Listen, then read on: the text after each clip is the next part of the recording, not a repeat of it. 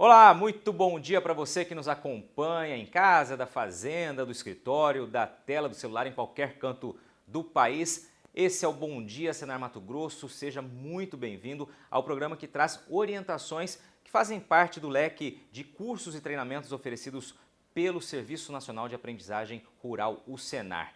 Muito obrigado pela sua companhia desde já, nessa quarta-feira, dia de cinzas, né? Depois do carnavalzão aí, vamos ficar sabendo, ficar por dentro de assuntos importantes do campo. E hoje, aliás, um assunto muito importante que interessa a muitos produtores rurais, a muita gente, porque hoje a gente vai falar de sucessão familiar, como realizar essa sucessão de um jeito legal, de um jeito transparente e sem sombra de dúvidas, de um jeito correto para evitar problemas futuros. Para falar sobre esse assunto, recebo aqui no estúdio do Canal Rural Mato Grosso, em Cuiabá, Gabriela Prado, que é advogada, tem especialização, mestrado em Direito Internacional Privado e fala muito sobre sucessão familiar, sobre os aspectos legais da sucessão familiar, né, Gabriela? Primeiramente, bom dia, seja bem-vinda ao Canal Rural Mato Grosso. Obrigada, Patrone, bom dia a todos. É um prazer imenso estar com vocês aqui hoje para falar um pouco sobre os aspectos legais da sucessão nas empresas familiares rurais. Pois é, Gabriela, esse é um assunto que, primeiramente, a meu ver, já causa preocupação, porque é muito difícil fazer sucessores, né, da sua propriedade, da sua fazenda. Esse é o primeiro ponto mais difícil, né? Depois que você consegue dar espaço, você tem que fazer dentro da lei, tem muita coisa, muitos pontos a serem observados, e é sobre isso que você começa falando agora, né? O que é, de fato, então, planejamento sucessório, como realizar isso?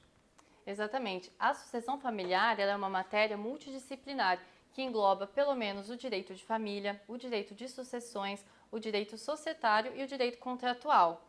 E o que é, de fato, esse planejamento sucessório?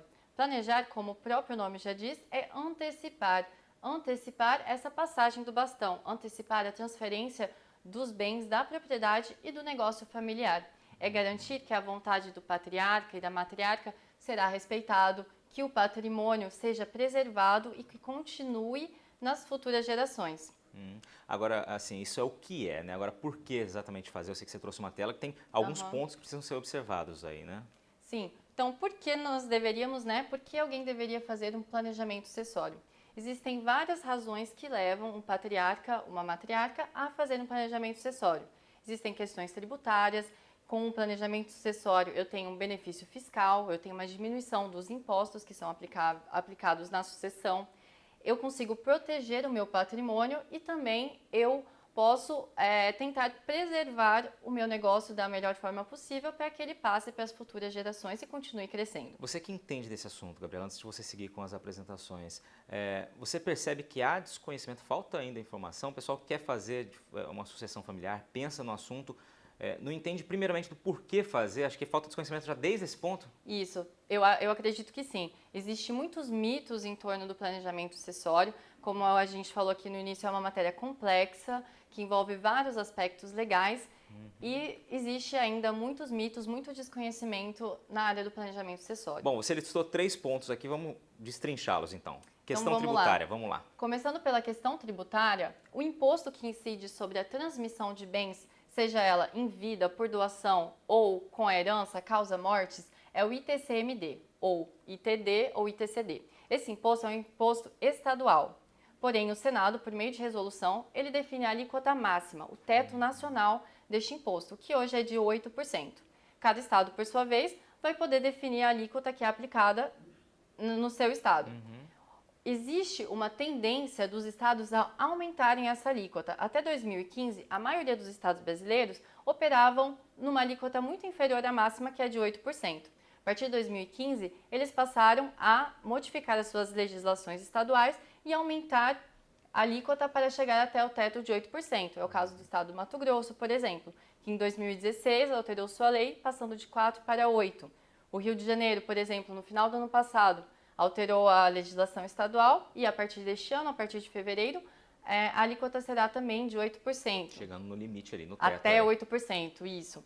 Alguns estados ainda não apresentam essa alíquota máxima de 8%, por exemplo, Paraná, Mato Grosso do Sul, Minas Gerais, mas existe uma forte tendência que os estados aumentem o teto. Ou seja, em estados que não são, já estão no teto, seria interessante já buscar fazer essa sucessão começar antes desse possível aumento de alíquota. Seria uma das estratégias aí já. Isso, até mesmo porque existe um projeto, existe um pedido para que o Senado aumente ainda mais este teto. Ultrapasse os 8%. Isso, que vai até a 20%. Então, seria uma diferença considerável. E mesmo se essas alíquotas permaneçam, né, neste teto, o que este teto normalmente, com planejamento sucessório, eu consigo diminuir os impostos já em vida, consideravelmente. Vamos lá, próximo ponto, proteção patrimonial. Isso, um dos objetivos também do planejamento sucessório é proteger o patrimônio. Então, a ideia aqui é que numa atividade de risco, por exemplo, uma atividade agropecuária que tem um alto risco ambiental ou um alto risco de um passivo fiscal ou até mesmo trabalhista, eu consiga afastar o patrimônio deste risco, ou seja, onde está o risco não está o patrimônio. E por meio deste planejamento sucessório eu consigo proteger o meu patrimônio de eventuais riscos. Aqui muita gente fala em blindagem patrimonial. É importante deixar claro que essa blindagem ela não existe de forma total, 100%, né? Eu não consigo fazer 100% uma blindagem patrimonial, mas eu consigo proteger o meu patrimônio. Perfeito. Preservação do negócio rural. Um ponto muito importante, eu acho que um dos principais objetivos do planejamento sucessório é preservar o negócio rural, preservar o negócio da família. Segundo o IBGE, 90% das empresas brasileiras são familiares, somente 65% chegam à segunda geração e apenas de 5 a 10% chegam à terceira geração. Ou seja, dificuldade muito grande de perpetuar o negócio ali na família, né? Começam aí os problemas de fato e retratados por esses números aí, que são do IBGE, inclusive, Isso. Né? Especialmente no agro, eu acredito que essa realidade seja ainda maior, porque a maioria das empresas rurais são familiares e muitos produtores operam na pessoa física. E por que essas empresas familiares têm dificuldade de passar para as próximas gerações? Eu trouxe aqui na tela para vocês uma teoria que é uma teoria criada em Harvard da organização da empresa familiar, que pode ser representada por esses 3 círculos. O círculo da família, o círculo da propriedade e o círculo da gestão. Então, é importante para que essa empresa se organize e passe para as futuras gerações que eu defina muito bem o papel de cada um nesses círculos. O papel do herdeiro, o papel do herdeiro que tem cotas na sociedade e participa da gestão, para que não crie conflitos entre esses círculos. Por exemplo, o que acontece muito é um conflito entre ali o círculo da propriedade e o círculo da família. O patrimônio da empresa não necessariamente é o patrimônio da família. Eu posso ter um cônjuge ali que está usando bens da empresa, né? Isso pode criar conflitos na família, conflitos empresariais. Eu posso ter ali um filho, por exemplo, meu filho é agrônomo, sempre trabalhou na fazenda, trabalha comigo, ajuda na gestão, né? Participa da gestão deste patrimônio. Ele terá direito às cotas, né? Aos lucros ali, aos dividendos dessa sociedade, porque ele é proprietário. E ele também tem direito ali a um salário, a um prolabore, porque ele participa, ele labora, ele trabalha na empresa. Outro filho meu que talvez não se interessaria tanto neste negócio familiar, ele tem direito às cotas por lei, né? Porque ele tem direito à herança, mas ele não participa na gestão. Então, como eu acomodo cada um desses filhos, como eu vejo a aptidão de cada um? A partir desse momento, Gabriela, assim, um jeito mais resumido, que é preciso já de fato dividir o que é uma empresa, entender que é uma empresa, apesar de ser formada, né, por membros da família, mas que cada um tem uma atribuição, cada um tem uma aptidão, e isso deve ser analisado na hora de você pensar nesse planejamento sucessório, nessa sucessão familiar ao longo do tempo. Exatamente, para que a empresa possa passar para as próximas gerações. Existem alguns aspectos legais que devem ser respeitados em todos os planejamentos sucessórios. Então, aqui a gente vai falar um pouco sobre a parte disponível e indisponível e também o direito do cônjuge. Vamos lá. No Brasil, eu não posso dispor da totalidade dos meus bens. O Código Civil estabelece um limite para a disposição dos bens, que é metade dos bens, 50%.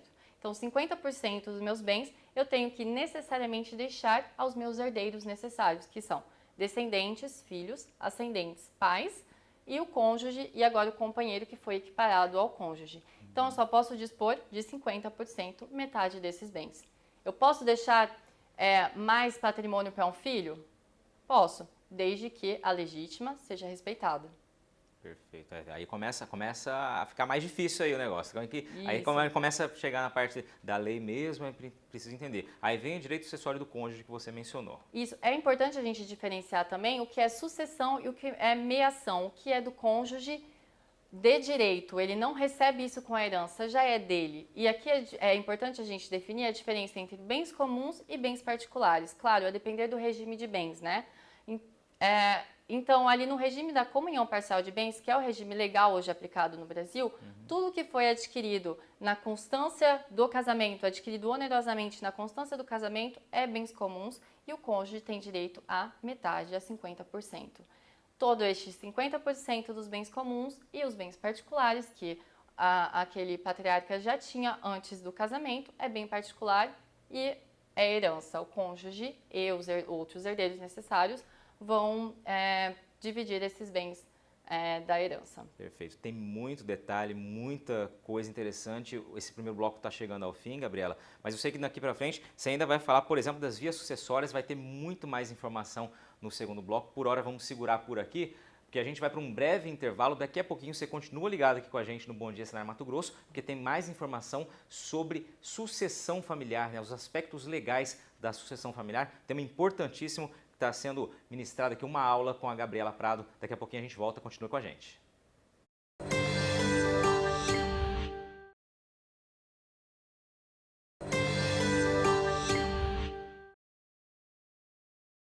Muito bem, estamos de volta, direto aqui do estúdio do Canal Rural Mato Grosso em Cuiabá, com o Bom Dia Senar Mato Grosso, hoje falando sobre sucessão familiar, sobre os aspectos legais para que seja feita uma sucessão familiar coerente, correta e sem dor de cabeça para ninguém. Um assunto que está sendo abrilhantado aqui, explicado pela Gabriela Prado, que é advogada, você que não viu no primeiro bloco, ela é advogada, tem especialização, tem mestrado em Direito Internacional Privado, atua com sucessão familiar, inclusive é instrutora credenciada junto ao Senar aqui de Mato Grosso para falar sobre esse assunto. Gabriela, você deu uma explanação, uma introdução no que era a sucessão familiar, né, os aspectos legais, o porquê fazer, né, exatamente, alguns pontos ali quando começou a ficar a parte bem jurídica de como fazer, respeitando ali cada indivíduo da propriedade e não confundindo uma empresa justamente com a fazenda da família, né? Saber separar esse ponto. O que você preparou para o segundo bloco aqui? A gente sabe que tem as vias sucessórias, né? E aí tem mais informação que é preciso levar em conta. Isso mesmo. Então, agora a gente vai tratar de como fazer este planejamento sucessório. Existem várias formas de fazer um planejamento sucessório. E é importante deixar claro que eu não preciso escolher uma delas e seguir até o final com esta. Elas podem ser combinadas e até é interessante que elas sejam combinadas. Então, via de regra, a sucessão ela é feita pelo inventário. Né? No momento morte, eu preciso abrir um processo judicial e fazer um inventário. Mas existem outras formas de dessa sucessão ser feita, como, por exemplo, pelo testamento, pela doação, um seguro-sucessão, a sociedade patrimonial familiar, a conhecida holding familiar, e também essa sucessão pode ser feita até mesmo no exterior, através de uma offshore. Então, eu selecionei alguns pontos aqui que eu acredito que seja mais interessante na sucessão familiar. Vamos falar um pouquinho mais sobre alguns desses pontos. Começando então pelo inventário, então. Isso, vamos falar então aqui do inventário. O inventário hoje ele pode ser tanto judicial quanto extrajudicial. Porém, para que ele seja extrajudicial, é preciso que algumas formas sejam respeitadas. Todos os herdeiros têm que ser capazes, eles têm que concordarem com a forma que aqueles bens vão ser sucedidos e não pode haver testamento. Porém, acredito que aqui muitos que vivenciaram a sucessão na sua família por meio de inventário, concordam que ele é um processo muito moroso, demora muito tempo, ele tem um alto custo com taxas judiciais, advogados, impostos e muitas vezes acontece muita briga entre os herdeiros no momento do inventário. E inclusive há uma grande possibilidade de má gestão desse patrimônio e de perecimento dos bens, o que ninguém quer, né? Próximo item que você separou, testamento. Testamento.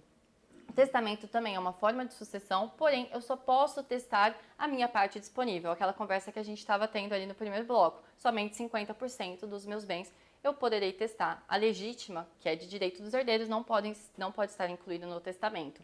E também o testamento implica desvantagens, as mesmas do processo de inventário, porque ele deve ser aberto judicialmente. Também pode ser muito moroso e muito custoso. Perfeito. O outro item que você separou, doação. A doação. A doação é uma via sucessória e é muito interessante para pequenos patrimônios. Então, o patriarca pode doar em vida os seus bens para os seus herdeiros, para as pessoas que ele queira contemplar ali naquela sucessão. Porém, é importante deixar claro que a doação importa adiantamento da legítima, salvo se houver ressalva na doação ou no testamento. E ela pode ser feita com usufruto. Muitos patriarcas, muitas matriarcas ficam preocupados. Eu vou doar o meu patrimônio, vou perder o poder, vou perder a gestão daqueles bens? E não é bem assim. Eu posso fazer uma doação com usufruto vitalício. O que significa esse usufruto? Durante a vida daquele patriarca, daquela matriarca, ele mantém o uso e o fruto.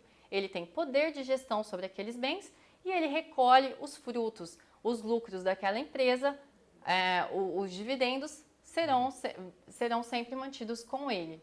Além disso, eu posso usar outros gravames na doação, como a reversão, a incomunicabilidade, a impenhorabilidade e a inalienabilidade. O que significa isso? Rapidamente. A reversão significa que eu dou as cotas para o meu herdeiro. Se meu herdeiro falece antes de mim, as cotas voltam para mim, este bem volta para mim. A incomunicabilidade significa que este bem não comunica com o companheiro do meu herdeiro. Então, ali numa situação de divórcio, né, do meu herdeiro, este bem não estaria comunicado. Impenhorabilidade, eu não posso dar este bem em garantia, eu não posso vender este bem. Inalienabilidade, então eu posso criar gravames nessa doação respeitando a minha vontade. Perfeito. E aqui a mais interessante das formas de sucessão, a cereja do bolo, né, da sucessão familiar, é a sociedade patrimonial familiar, a conhecida holding familiar. O que é essa holding familiar que tantos falam? Holding vem do verbo to hold, em inglês, que significa segurar. A holding não é um tipo societário, nada mais é do que um objeto social. Quer dizer que ela é uma sociedade que participa do capital de outras sociedades. Ela pode ser tanto pura quanto mista. Pura só tem participação de capital social ou pode ter também atividade ali nessa sociedade. E quais são as vantagens de se constituir uma holding para o planejamento sucessório? Uma alta diminuição da carga tributária, eu consigo diminuir drasticamente os impostos que são aplicados nessa sucessão. Eu fujo do custo exorbitante do inventário e da morosidade que é este inventário. Eu evito possíveis conflitos entre os herdeiros, né, enquanto estão todos vivos, discutindo ali como esse patrimônio será aplicado, como ele será administrado, quem sucederá, né, o patriarca.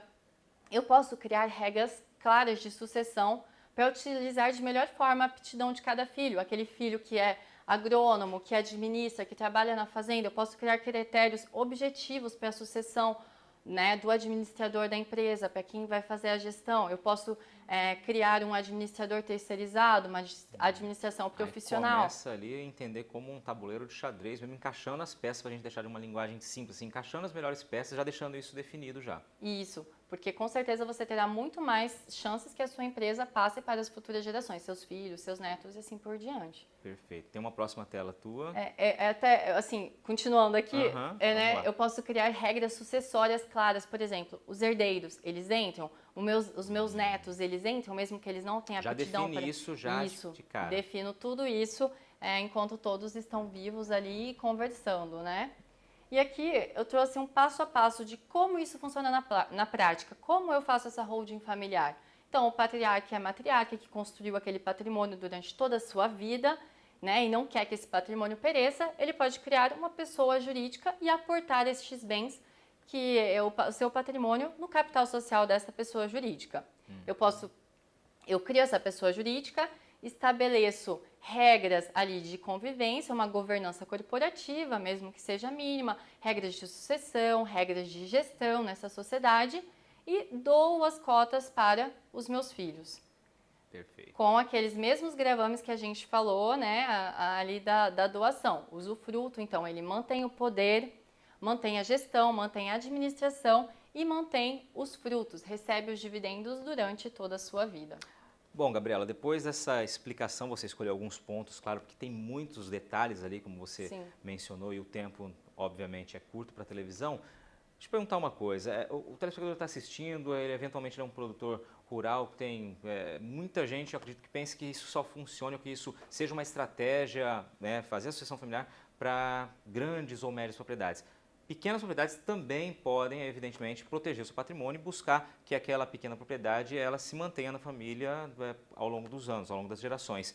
quais seriam as estratégias e como buscar orientação? Porque a gente viu que tem uma série de informações técnicas, né, questões jurídicas que precisam ser respeitadas. Como fazer para não errar, independentemente do tamanho da propriedade?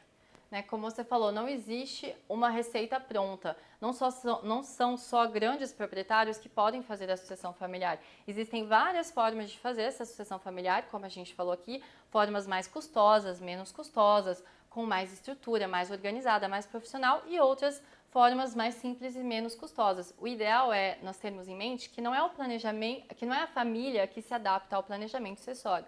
É o planejamento sucessório que se adapta à realidade familiar. E ele pode ser feito, inclusive, e deve ser feito de maneira gradual a preparar os herdeiros para as futuras gerações.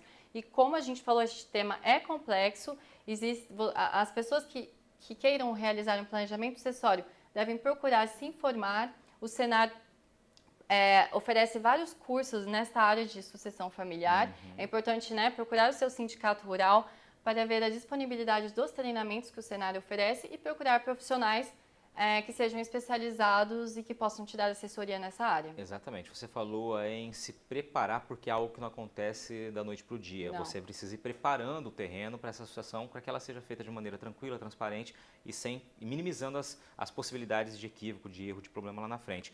E tem que ter, além desse treinamento, que é oferecido pelo Senar, buscar profissionais aí de confiança e capacitados. Mas a confiança deve existir aí para que, de fato, o processo seja transparente, né? É importante levar isso em consideração também. Com certeza, você falou uma palavra-chave, transparência. É muito mais fácil, enquanto todos ali estão vivos, os herdeiros, né, o patriarca, ter uma transparência e definir como esse bastão será passado. Claro, sempre acompanhado dos profissionais, né, especializados na área e da confiança, da sua confiança. Ok, Gabriela Prado, muito obrigado pela sua presença aqui no Bom Dia Senar Mato Grosso, por essa aula. A gente viu que tem muita informação, muito conteúdo. Obrigado por você dividir seu tempo com a gente, com o nosso telespectador, trazendo informações tão importantes. Gabriela, que, como a gente mencionou, é advogada, tem mestrado em Direito Internacional Privado e trata desse assunto, atua com sucessão familiar e esses aspectos legais. A você que nos acompanhou até aqui, muito obrigado pela sua audiência, pela sua companhia. Esse é o Bom Dia Senar Mato Grosso. Hoje nós falamos sobre sucessão familiar, os aspectos legais de todo esse trâmite, de todo esse processo. Até a próxima quarta-feira, cedinho, 8 da manhã no horário de Brasília. Eu te espero aqui no Bom Dia Senar Mato Grosso. Até lá!